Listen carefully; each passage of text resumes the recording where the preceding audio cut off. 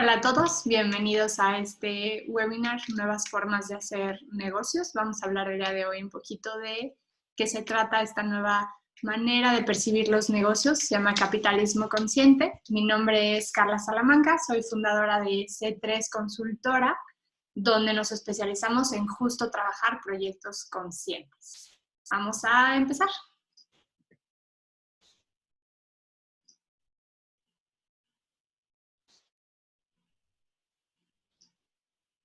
Les doy la bienvenida a este webinar, Nuevas formas de hacer negocios, y vamos a platicar un poquito de qué se trata. Si yo les hiciera la pregunta, ¿cuál es el principal objetivo de una empresa? ¿Qué me responderían? Estoy segura que la mayoría de su respuesta sería generar ingresos.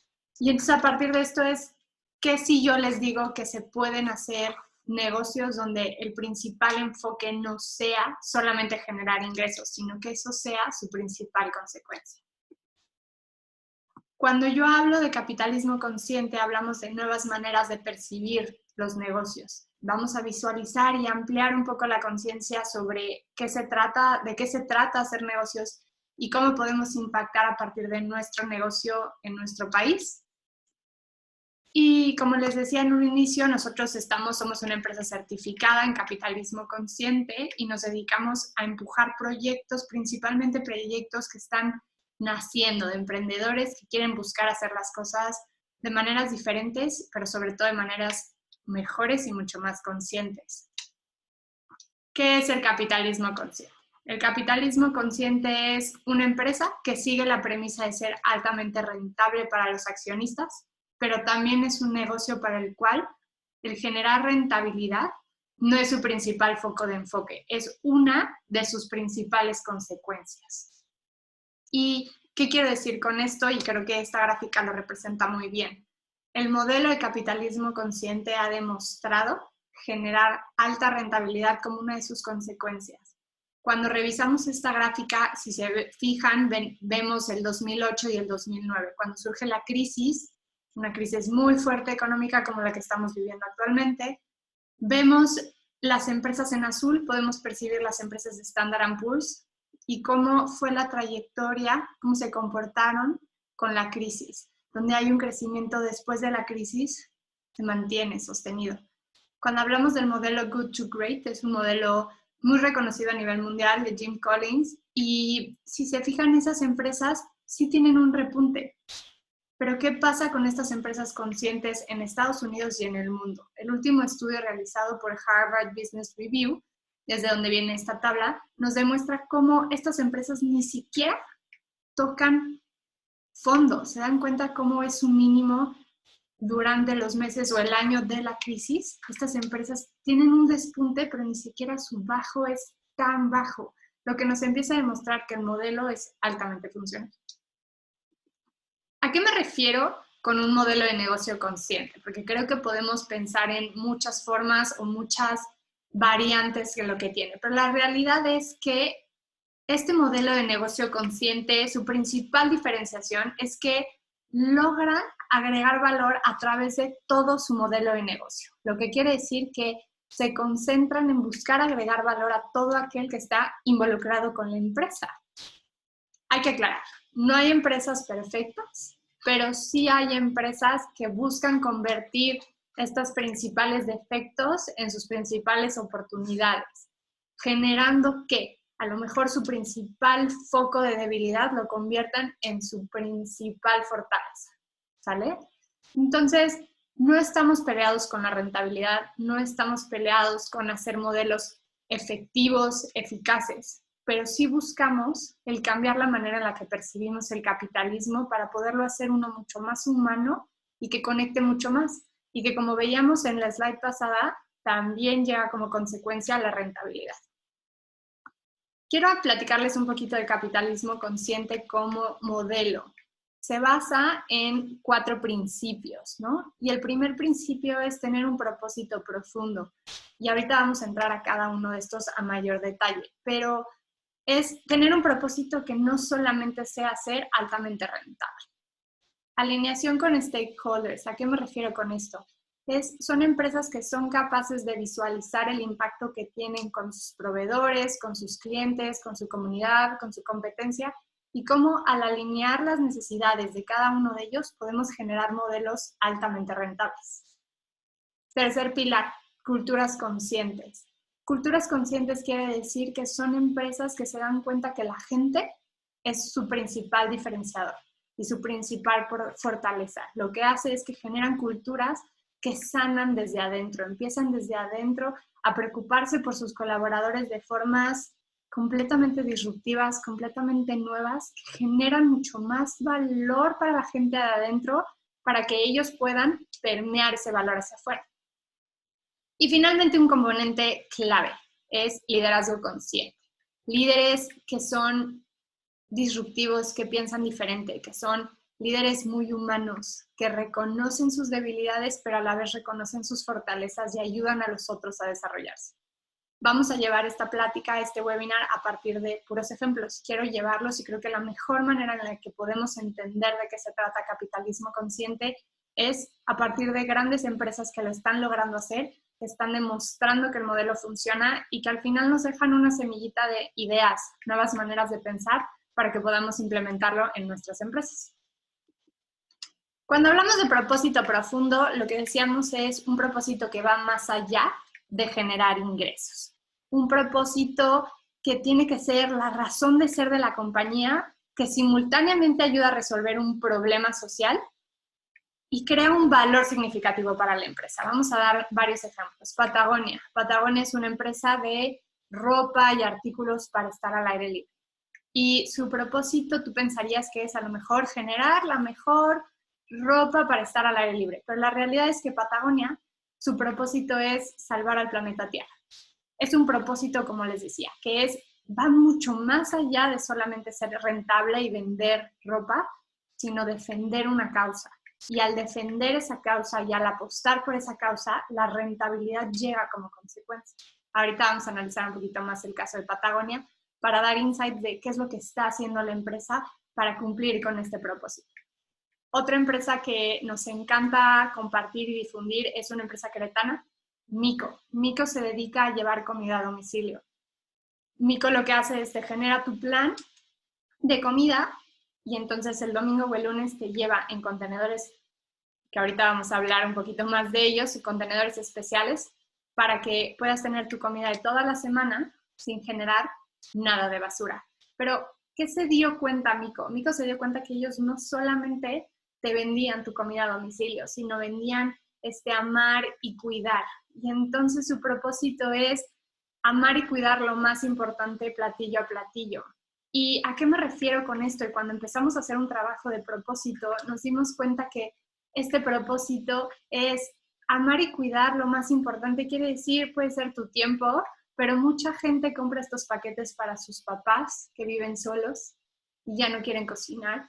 Entonces te permite a través de la comida, a partir de este servicio, amar y cuidar lo más importante. Pero que también amar y cuidar lo más importante es el medio ambiente. Uno de los propósitos clave de Mico es generar cero basura a lo largo de toda su cadena. Entonces, un propósito profundo se vuelve nuestra guía, nuestra brújula para tomar todo tipo de decisiones y que sea mucho más fácil como empresa entender hacia dónde queremos ir. Quiero enseñarles un poquito de ejemplos y números de por qué el propósito, aunque puede sonar como algo muy romántico, funciona. En los últimos 3 años, el 42% de las empresas sin propósito mostró una caída de los ingresos, en sus ingresos, mientras que el 85% de las empresas con propósito mostró un crecimiento positivo. Lo que quiere decir, nos vuelve a comprobar que el propósito funciona, porque nos permite tomar decisiones mucho más adecuadas para nuestro negocio. Hay veces que la lógica pensaríamos que es nuestro mejor indicador sobre si una decisión es buena o mala, pero la realidad es que el propósito es aún mucho más profundo. Hay una aerolínea americana que se llama Southwest Airlines y durante la crisis del 2008, lo menciono un poco después en el webinar, pero me voy adelantando, contrata un grupo de consultores y este grupo de consultores decían, ¿saben qué? para poder salir de la crisis mejor parados, necesitan, al igual que otras aerolíneas, empezar a cobrar sus maletas, ¿no? Y desde el 2008 es cuando empiezan a cobrar las maletas documentadas. La realidad es que Southwest regresa a su propósito, que es garantizar la libertad de viajar, brindar esta libertad de viajar a la gente, que es diferente a decir vendo vuelos a precios bajos, que es algo que hacen, pero la realidad es que va mucho más allá, es un propósito más profundo, que es dar esta libertad para viajar. Y cuando Southwest regresa a su propósito, se da cuenta que el cobrar las maletas va en contra de este propósito. Lo que generó fue que la decisión se tomara de decir, no, Southwest es la única aerolínea que no va a cobrar la maleta documentada. Como consecuencia, esto les genera un aumento de ventas brutal. Lo vamos a ver un poquito más a profundidad ahorita, pero la realidad es que el propósito entonces vuelve a lo mismo.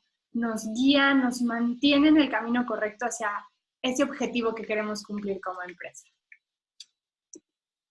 ¿Qué más? ¿Qué genera dentro de tu gente, dentro de tus colaboradores, el tener un propósito profundo? Un estudio del 2014 encontró que las personas con propósito viven más tiempo, incluso cuando los investigadores controlaron otros marcadores de bienestar. Se genera menor agotamiento laboral y a la vez ayuda a retener y a reclutar talento. 88% de los millennials sienten que su trabajo es más satisfactorio cuando tienen la oportunidad de tener un impacto positivo. Lo que quiere decir es, cuando la empresa tiene un impacto positivo, un propósito que va más allá de generar ingresos, conecta con las nuevas generaciones. Y ahorita hablamos de millennials, pero pasa lo mismo con generación Z. Es este propósito el que nos invita a conectar, al ser más humanos. Y este es uno de los bases de capitalismo consciente. Nos estamos quedando con solo la mitad del modelo capitalista estructurado. Y no quiero entrar mucho a detalle, pero cuando Adam Smith generó, ¿no?, escribió en su libro The Wealth of Nations, todo el modelo del liberalismo económico, él había escrito años antes otro libro que hablaba de cómo el ser humano le gusta cuidar y proteger al otro y vivir en sociedad. Pero ese libro nadie nos lo enseña, no lo vemos en las escuelas de negocios. Y la realidad es que entonces nos quedamos con un sistema partido a la mitad, donde nos quedamos solamente con el liberalismo económico, ¿no? Y nos hace falta este tema de vivir en sociedad que realmente conecta con nosotros como seres humanos. ¿Qué más? 53% de los trabajadores dicen que un trabajo donde puedan tener un impacto es importante para su felicidad. Lo que hace que la gente vea ese Excel o esa tarea no solamente como una tarea aislada, sino como su trabajo genera un rendimiento o un impacto mucho más allá. Segundo pilar de capitalismo consciente, que aquí es donde viene la parte más, donde se puede agregar mucho más valor, que es la alineación con stakeholders. ¿Y a qué me refiero con alineación con stakeholders? A ir agregando valor a cada una de las personas que están involucradas con mi empresa. Y entonces vamos a hablar de proveedores. Muchas empresas desafortunadamente visualizan a los proveedores pues el que me trae el material, pero se les descuida, no se trabaja de manera conjunta con ellos. Y quiero presentar ejemplos de empresas que lo están haciendo muy bien. Y el primer ejemplo es IKEA, una empresa global, una empresa que está teniendo un crecimiento brutal y que está siendo un referente de hacer negocios. ¿Qué hace IKEA? IKEA tiene un programa que se llama The iWay, un programa que busca ayudar a los proveedores a posicionarlos mejor en sus tiendas, pero la condición es que tengas que ser sustentable. Lo que quiere decir es que está buscando trabajar con proveedores que obtengan su madera o sus recursos naturales de forma ética, que no estén con tala desmedida de árboles, procesos de contaminación. Y lo que hace IKEA es te voy ayudando a seguir avanzando, ¿no?, en mi escalafón de sustentabilidad. Conforme vas avanzando en este escalafón, IKEA te posiciona mejor en sus tiendas. Y entonces, ¿cómo hace IKEA una alianza con sus proveedores donde no solamente te exijo, sino te ayudo a seguir creciendo poco a poco para ir agregando valor a ti como empresa y poderte posicionar diferente en la mía, ¿no? Otro ejemplo que me encanta, Mico, otra vez, esta empresa queretana que Genera un plan de acción con sus proveedores para trabajar con puro proveedor local, con puros productos de temporada, lo que le generó como consecuencia que siempre haya la materia prima necesaria para sus menús. Lo que hace Miko es generar un plan con sus proveedores de carne, fruta, verdura, quesos, mariscos, todo lo que involucra, toda su materia prima. Y lo que hace Miko es, ok, díganme qué productos hay mucho, qué producto está muy bueno, qué producto se te puede llegar a quedar a ti como proveedor y yo te echo la mano. Entonces hubo una semana que había una sobreoferta de piña. Miko generó muchos menús a partir de piña, generando que trabajemos con productores locales, incentivando el comercio y reduciendo la huella de carbono que tiene la cadena de suministro para llegar hasta tu mesa. Garantiza que siempre haya del producto, garantiza que los productos sean de la mayor calidad y genera una relación ganar-ganar con los proveedores. La base de cuando hablamos de alineación con stakeholders es generar relaciones ganar-ganar. Dejemos de conceptualizar el capitalismo solamente como una manera en la que yo gano y por consecuencia tú pierdes. Problemas hay infinidad de problemas, pero también igual hay infinidad de soluciones, soluciones creativas que nos permitan encontrar ese punto común donde tú ganas y yo también gano. Quiero hablar ahora de medio ambiente y Miko es una empresa queretana mexicana que lo está haciendo espectacular. Hace rato mencionaba que Miko buscaba generar cero impacto medioambiental en toda su cadena de suministro, en todos sus procesos. Miko desarrolló unos platos de cerámica que les funcionan perfecto para sus porciones, para la manera en la que ellos operan.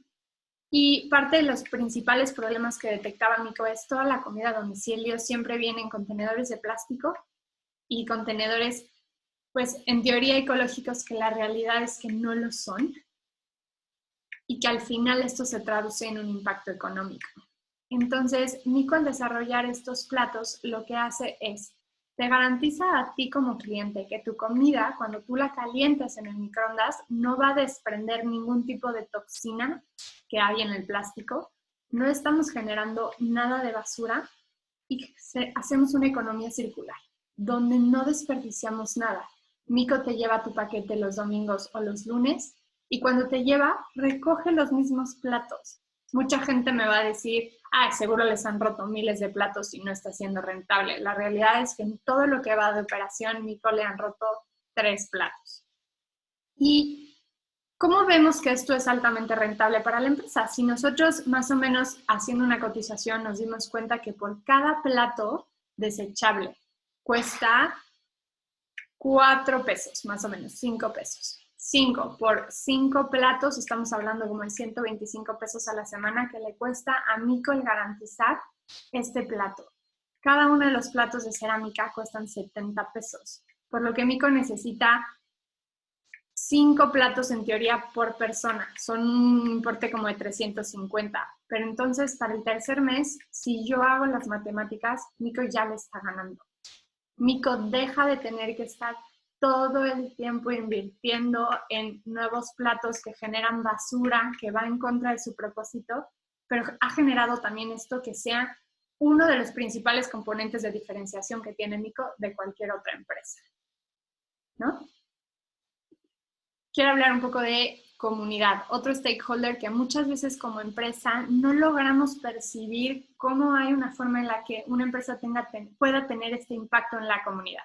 Percibimos que podemos tener este impacto con tus clientes, con tus colaboradores, pero la comunidad o todos estos problemas de la comunidad muchas veces los percibimos como algo que le toca al gobierno, ¿no? A las ONGs atacar, y la realidad es que este tercer actor como empresa es el que más dinero tiene, el que más recursos tiene.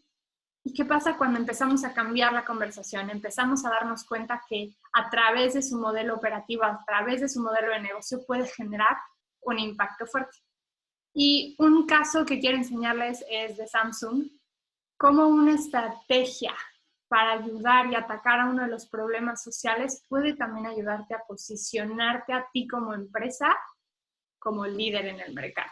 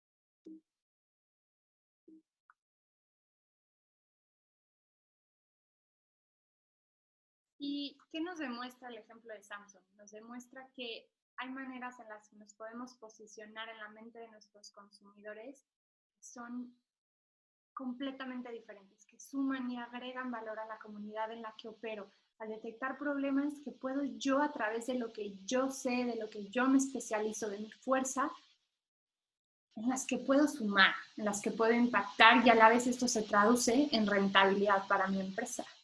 Y entonces el ejemplo de Samsung me encanta porque realmente fue muy claro cómo a partir de lo que ellos hacen bien, de lo que hacen mejor, podemos ayudar a contribuir a un problema que está, como decía el video, afectando a millones de familias. Entonces, bueno, vamos a seguirle. Déjame ver qué pasa. Ok. Y entonces, ¿qué pasa? Cuando empezamos a revisar también cifras de una buena gestión de la responsabilidad social que genera, pues tiene el potencial de aumentar los ingresos hasta en un 20%. Tiene el potencial de ayudarnos a retener personas y evitar que nuestros colaboradores quieran dejar de trabajar en nuestra empresa. Conecta con los clientes, conecta con el nuevo perfil del consumidor.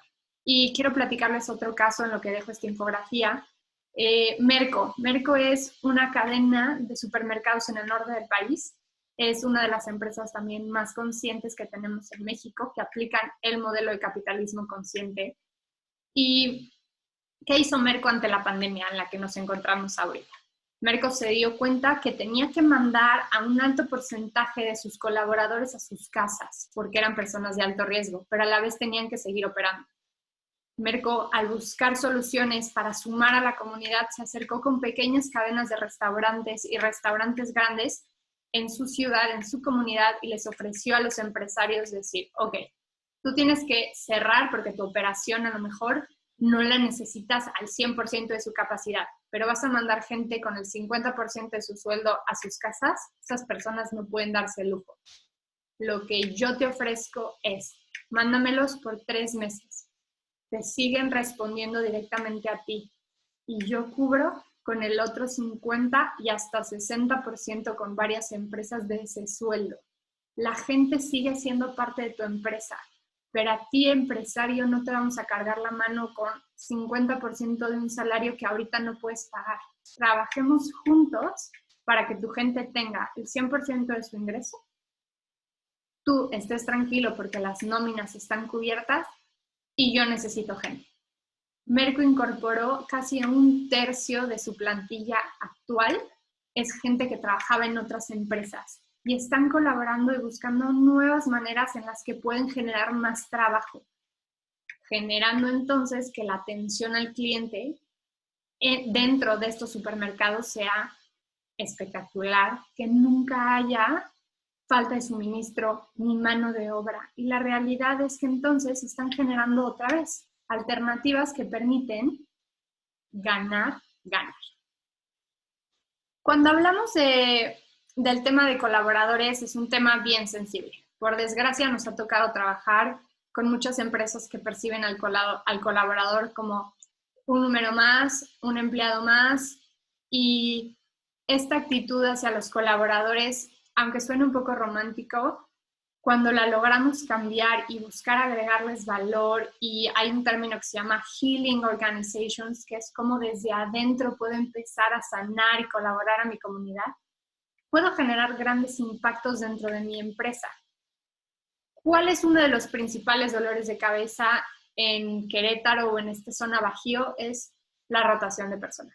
La gente se va por 100 pesos más en una empresa, en la otra, porque ya me aburrí, porque hay una sobreoferta de empleo. Y la realidad es que el poder retener al personal involucra un montón de costos para la empresa. Y entonces quiero platicar 2 casos que entendieron que el colaborador era su principal valor agregado y lograron cambiar la manera en la que percibían su cultura organizacional. Y el primer caso es FIFCO. FIFCO es una empresa costarricense que se ha vuelto la Coca-Cola de Costa Rica. Es una empresa muy grande, venden todo tipo de bebidas energizantes, Gatorades, refrescos. Y FIFCO cuando empieza a hacer el cambio a convertirse en una empresa consciente, empezó a realizar muchas acciones, pero me quiero centrar en una. FIFCO se dio cuenta que a pesar de que ellos tenían un salario para su gente superior a la media de todo Centroamérica, tenían un 6% de su población que vivía, un 3.6%, perdón, de su población que vivía por debajo de la línea de la pobreza. Dentro de sus estudios se dieron cuenta que estas personas vivían abajo de la línea de la pobreza por un mal manejo de sus finanzas, lo que hizo que FIFCO desarrollara un programa que se llama FIFCO Oportunidades. Y este programa me encanta porque se dieron cuenta cómo los altos directivos podían ayudar a la gente de niveles de puestos más bajos para generar finanzas sanas, ¿no? Y empezar a ayudar a sacar a esta gente de la línea de la pobreza. Después de 6 meses, FIFCO lo logró sacar ese 3.6% de su equipo de la línea de la pobreza a través de asesoría dada por directivos a personal más cooperativo. Y la realidad es que cómo se vio reflejado esto en términos para la empresa y en rentabilidad, que hablábamos de consecuencia, es que cuando Good to Great Great Place to Work hace su encuesta de satisfacción laboral, dicen que normalmente un incremento positivo es de 3 puntos. FIFCO aumentó en 12 puntos. Great Place to Work rehizo la encuesta porque pensaban que había un error, pero la realidad es que no. La realidad es que pudieron aumentar en 12 puntos, lo que generó para FIFCO reducción de rotación de personal y entonces reducción de costos de reclutamiento,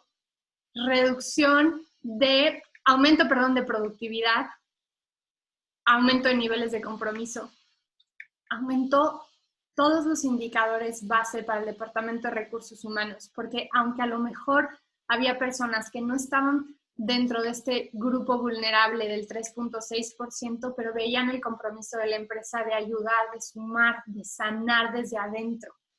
Y eso hizo que los niveles de satisfacción de FIFCO aumentaran increíblemente. Y el otro caso del que quiero platicar hoy se llama Barry-Wehmiller, es una empresa gigante en Estados Unidos que cuando empezó su proceso de transformación hacia convertirse en una empresa consciente, mucha gente, y lo van a ver ahorita en el video, mucha gente era escéptica. Pero la realidad es que cuando llegó la crisis del 2008, todo cambió. Vamos a ver. Do it in a big way. It's really an exercise that we do now because people want to know they make a difference. But even with the changes, the listening sessions and celebrations, there were still many naysayers refusing to embrace the people-centric culture. I just ignored it. People-centric was just another catchphrase, flavor of the month type of thing. To say that I didn't believe in it would be an understatement. I was completely against it and was actually kind of fighting against it because it didn't make any sense to me. Yeah, at first it seemed like a joke. What is this? What's this stuff? Just we're used to coming here, working, doing our job, going home. That's what you do. There was a lot of skeptics, but when 2008 came around, that was the big test. Let's talk about the speed with which we are watching this market deterioration down at the same time has fallen about 15%. 21%.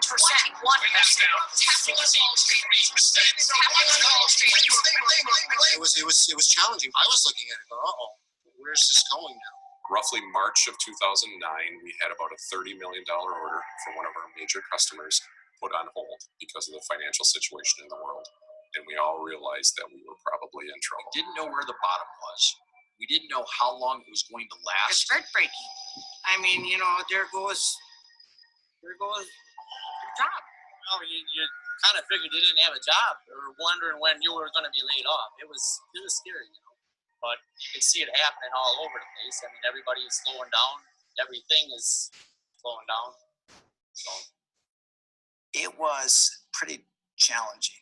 But I think this is where leadership occurs, even though it was razor thin. And think of like our campus in Phillips, Wisconsin, huge amount of the population that they work there. This is going to affect not just individual lives in a house here on this corner, in a house over here. This is going to affect a town. I'm shaking thinking about it. It really was a scary moment. That was the first real test of whether Barry Waymiller do what it said it was meant to do. What would a caring family do if one of the family members was under crisis? They would all pitch together so that everybody might take a little pain, so that nobody had to take a lot of pain. There was a lot of our business units that were weathering the storm well, and a lot of the business units that were really struggling, that literally did not have work for our associates each and every day. Bob sent out an email to everybody saying that, we are in the midst of a crisis, orders are down, and this is what we are going to do. What if, instead of letting anybody go, we just gave everybody a month off without pay, and they could take it whenever they wanted to?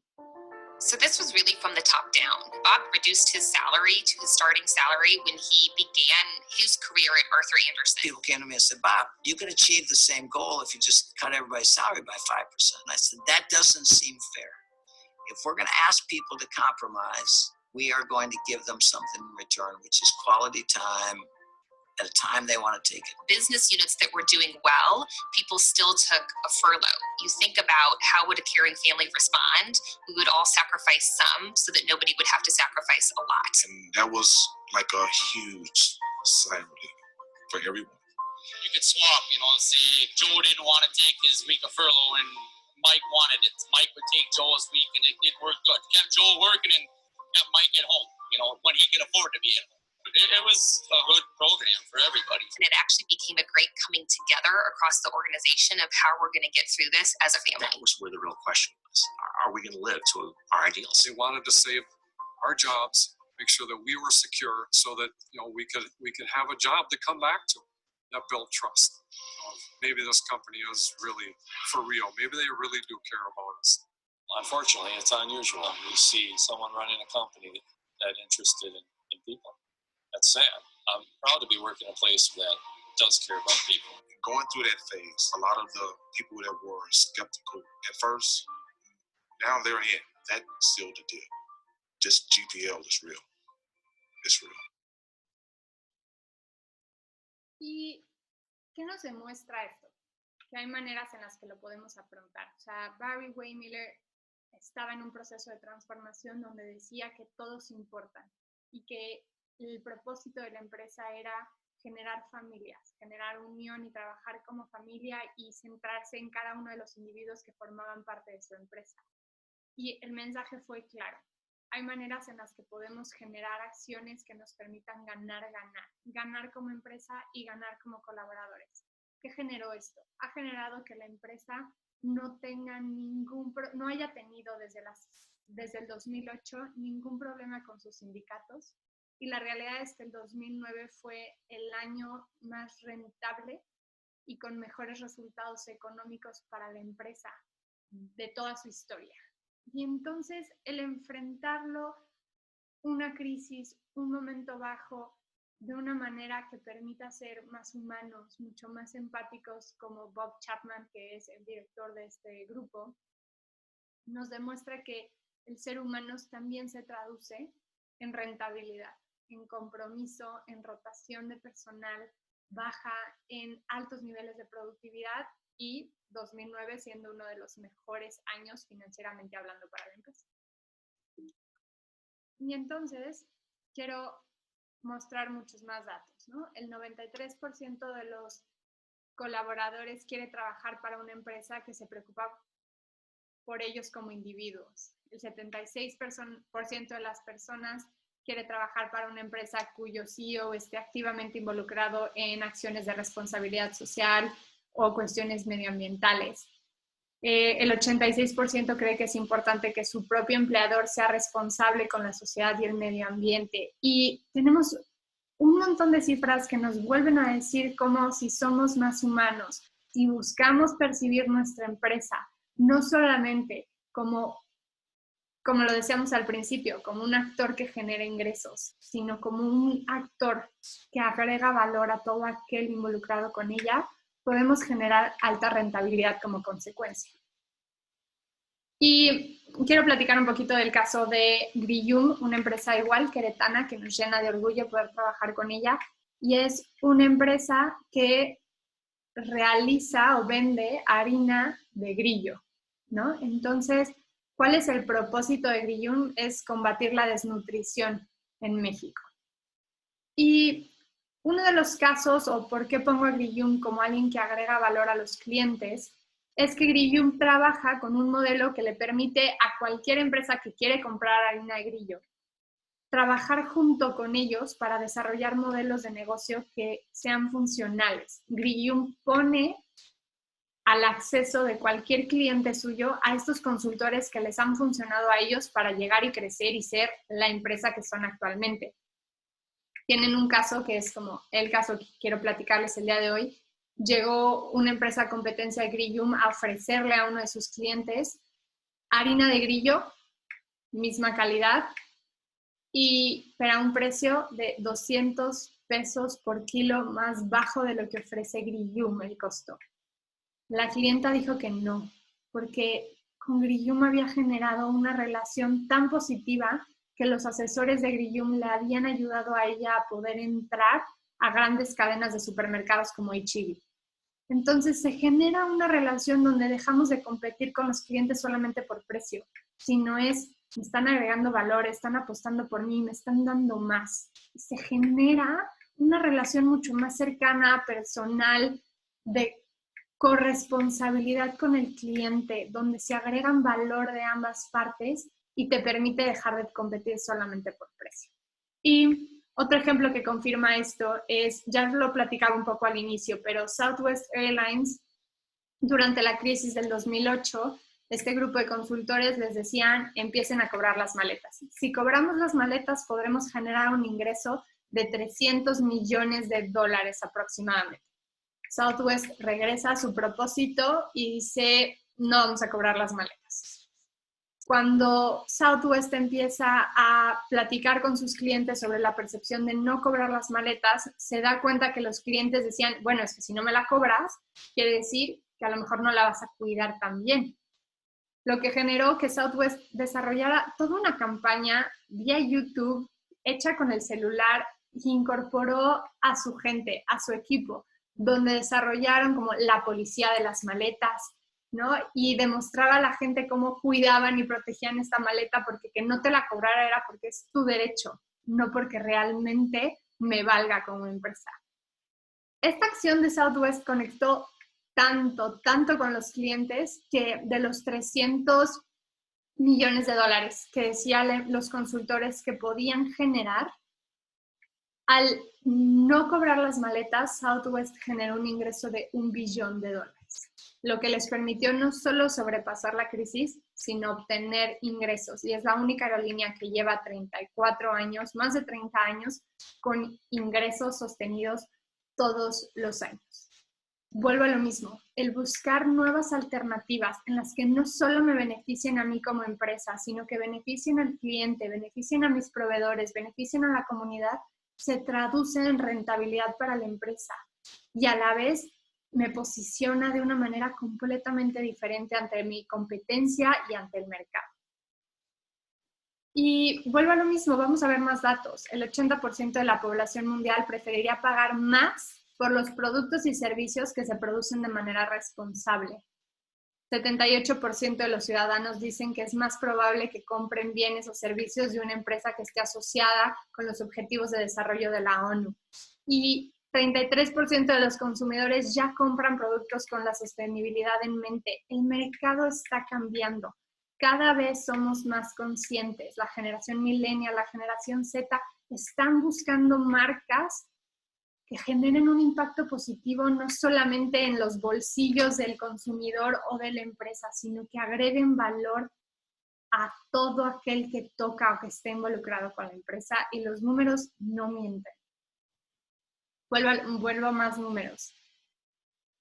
El 73% de los consumidores cambiarían de marca por alguna con calidad similar si esta apoya una causa social. Les dejo cifras y cifras que vuelven a confirmar que tenemos que cambiar la manera en la que percibimos el mundo capitalista en el que vivimos. El capitalismo no es el problema, es nuestra concepción miope a corto plazo que no nos permite el ver cómo si vivimos en sociedad, si sumamos, si agregamos valor al otro, los resultados se van a dar como consecuencia. Y quiero hablar de un caso que me llena otra vez de orgullo porque Miko es un referente en México de cómo podemos hacer negocios conscientes y cómo podemos sumar. Actualmente Miko, ante la crisis, se dio cuenta que podía trabajar con su competencia, que su competencia podía convertirse en uno de sus principales aliados durante la crisis del COVID. Miko vende solamente comida a domicilio, no vende desayunos. Miko desarrolló entonces una alianza con Cao Cao, un café en la ciudad de Querétaro especializado en desayunos. Un café que por la contingencia estaba viendo la situación muy dura, donde no estaba pudiendo pagar las nóminas de su gente o se estaba viendo en problemas para poderlo hacer. Miko genera una alianza donde ahora venden desayunos y ofrecen un programa de desayunos donde Cao Cao los fabrica. Miko no gana un peso de el paquete de desayunos, pero lo que hace es juntos se dividen los costos de repartición, generando que Miko haya duplicado el número de clientes que tenía desde antes de la contingencia a actualmente durante contingencia, donde la gente podría estar cocinando en sus casas, pero la realidad es que la gente decide seguir trabajando con Miko porque se da cuenta del valor agregado que da la empresa, porque trabaja con su competencia, porque innova para sus clientes, pero a la vez suma para la comunidad. Poco a poco Miko va a empezar a desarrollar este programa con nuevos clientes, con nuevos restaurantes que están pasándolo mal. Gracias al programa de Miko, Cao Cao puede mantener su operación y hay más de 23 familias que sobreviven de un ingreso y lo pueden tener seguro. Y Cao Cao va a estar listos para recibirnos en el momento que la contingencia termine. Y todo gracias a generar alianzas con alguien con el que normalmente percibiríamos como mi competencia. Y entonces quiero hablar del último stakeholder. El último stakeholder es los inversionistas, ¿no? Y es toda esta gente que mueve los negocios, esta gente que muchas veces logramos percibir o buscar solamente resultados a corto plazo. Pero pongo el caso de Patagonia aquí porque Yvon Chouinard es el dueño y CEO de Patagonia, es una de las personas más conscientes y Patagonia es una de las empresas más conscientes a nivel mundial. Lo que ha generado que Patagonia actualmente tenga un posicionamiento en la mente de todas esas personas que están profundamente enamoradas de la naturaleza, que les gusta hacer actividades al aire libre, no piensen en otra marca que no sea Patagonia. Pero eso no quiere decir que no haya tenido que hacer decisiones duras en sus inicios. Patagonia, cuando comenzaron, desarrollaba equipo para alpinismo. Y uno de sus equipos, una de sus clavijas, estaba erosionando muchísimo la piedra. Cuando Yvon se da cuenta, decide eliminar este producto de su cartera, siendo que este era su producto estrella. Sin embargo, cuando la empresa habla y se lo comunica a sus clientes, generó que hubiera un amor por la marca y un compromiso aún más profundo con la marca porque se daban cuenta que estábamos dispuestos, que estaba la empresa dispuesta a tomar decisiones duras con tal de ser fieles a su propósito.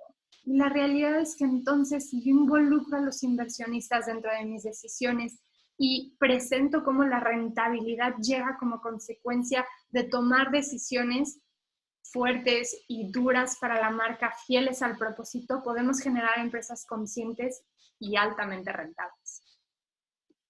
Y entonces esto me lleva a hablar del tercer pilar del capitalismo consciente. Teníamos propósito profundo, alineación de stakeholders y ahora hablamos de cultura consciente. ¿Y a qué me refiero cuando hablamos de cultura consciente? Es empresas que son capaces o se dan cuenta que desde adentro pueden generar un impacto. Y a lo mejor es un caso un poco extremo, pero Greystone Bakery es una empresa, es una panificadora en Estados Unidos, que su especialidad son los brownies. Brownies que le venden a Ben & Jerry, y es el pedacito de brownie que hay en todos los helados de chocolate, el famoso helado de chocolate de Ben & Jerry's. ¿Qué hizo Greystone Bakery? Greystone Bakery detectó que el 88% de la gente en Estados Unidos que había cometido algún tipo de crimen o delito, las posibilidades de conseguir trabajo eran prácticamente nulas. Greystone Bakery generó una política, una cultura donde brindaba una segunda oportunidad a todas estas personas que en algún momento habían tenido que estar en la cárcel o habían sido detenidos o estaban en el sistema, generando que cualquier persona pudiera anotarse en una lista, y esta lista, conforme generaban vacantes, les marcaban y empezaban desde abajo como asistentes y empezaban a llevar un programa de capacitación donde desarrollaban habilidades suaves, donde les daban una oportunidad de un empleo un poco más técnico como generar brownies, hasta llevar a tener gente con MBAs y doctorados manejando la empresa. Greystone se dio cuenta que ellos, a través de su modelo de negocio, a partir de su operación, podían brindar una segunda oportunidad a la gente. Y la realidad es que a lo mejor es un caso extremo, pero ¿qué pasa? ¿Cómo empezamos a cuestionar qué vivo adentro de mi empresa? ¿Qué mensaje? ¿Cómo desarrollo? ¿Cómo agrego valor? ¿Cómo sano a partir de mi modelo de operación? Y cómo esto se vuelve altamente rentable para mi empresa y se vuelve un diferenciador clave. Y digo, luego nos podremos meter más a detalle en culturas conscientes, pero la realidad es empezar a cuestionar el por qué mucha gente odia su trabajo, por qué tenemos tales índices de rotación, por qué la gente no está contenta, por qué tenemos tales niveles de desgaste laboral, y es porque las culturas organizacionales actuales no están buscando sanar, sino están siendo en muchos casos, y tristemente, los causantes del estrés, la depresión, de muchas cosas que tenemos en la sociedad actual. Entonces, cuando empezamos a cambiar la manera en la que percibimos nuestra cultura organizacional, podemos darnos cuenta que hay maneras en las que podemos impactar desde adentro. Y como cuarto pilar de capitalismo consciente, hablamos de liderazgo consciente. Un liderazgo que va más allá de ser un jefe. Y entonces aquí quisiera hacerles una pregunta. Si yo te dijera, o siempre que trabajamos con clientes de liderazgo consciente, comenzamos igual, comenzamos con este modelo, este diagrama que para nosotros es el diagrama más importante cuando hablamos de liderazgo consciente. Un diagrama que solo permite dos opciones, arriba de la línea o abajo de la línea. Y entonces te quiero hacer a ti la pregunta, ¿en dónde estás tú? ¿Eres un líder arriba de la línea o abajo de la línea? Hay gente que me dice a veces arriba, a veces abajo, y la realidad es que este modelo es o arriba o abajo. Hay gente que nos dice, uy, justo en la línea, y la realidad es que nuevamente es arriba de la línea o abajo de la línea. Y entonces, ¿qué genera esto? Como no tienes toda la información, lo primero que empieza a generar es ansiedad, de cómo sé si es arriba, cómo sé que es abajo. Y es normal. Es normal que pase esto y por eso nos gusta tanto el modelo. Es que muchas veces como líderes tenemos que tomar decisiones complejas sin tener toda la información.